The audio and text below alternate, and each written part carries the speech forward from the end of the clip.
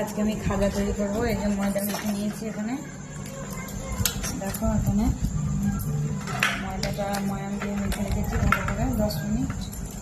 এবার এখানটায় তেল নিয়ে নিচ্ছি, সাদা তেল, চালের গুঁড়ো দিচ্ছি। এটা পরে লাগবে, আগে তৈরি করে রাখি। মিষ্টি খাজা তৈরি করবো। ভাত চলে গেছে, তা এখন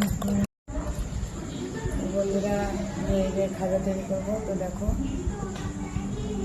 আমি 5টা লেচি কেটে নিয়েছি, 5টা না 6টা হয়েছে লেচি কেটে নিয়েছি। এগুলো এখন রুটির মতন বেলে নিব, বেলে নিয়ে তোমাদের দেখাচ্ছি কী করছি। বন্ধুরা এই যে আমি সব রুটিগুলো বেলে নিয়েছি এক এক করে, দিয়ে একটার পর একটা এই চালের গুঁড়ো আর তেলটা মাখিয়ে দিয়েছি। তোমরা তেলের বদলে ঘিও দিতে পারো, আমার অত ঘি নেই বলে আমি তেলটাই দিলাম। সাদা তেল দিলে অসুবিধা নেই। এখন এই যে আমি তেলটা পুরো মাখিয়ে নিয়েছি।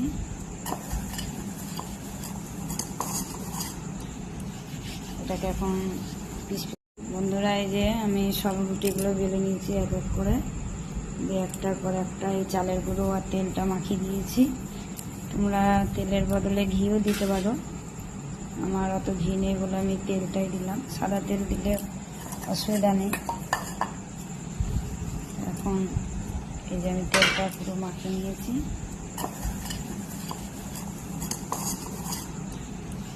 এটাকে এখন বন্ধুরা এই যে আমি খাজা দেখো কী করে এই যে কেটে নিয়েছি। এখন হালকা হাতে অল্প করে রং করে শেপ দিয়ে নেবো, দিয়ে তারপরে ভাজবো। খেলনা দিয়ে শুধু একটুখানি এদিক আর ওদিক করলে হয়ে যাবে। ভাজা করে খাজা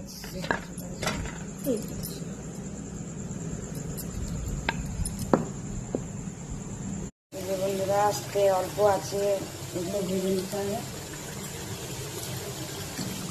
বেশি আঁচ দিলে তাড়াতাড়ি করা হয়ে যাবে, হবে না।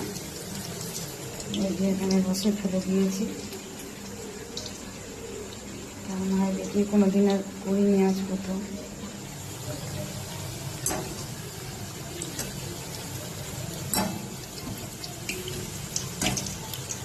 খাজা হবে কি আর যে বন্ধুরা আমার খাজা রেডি। আমি এটা ফ্রিজে রেখে দেবো, আরও বেশি মচমচে হবে।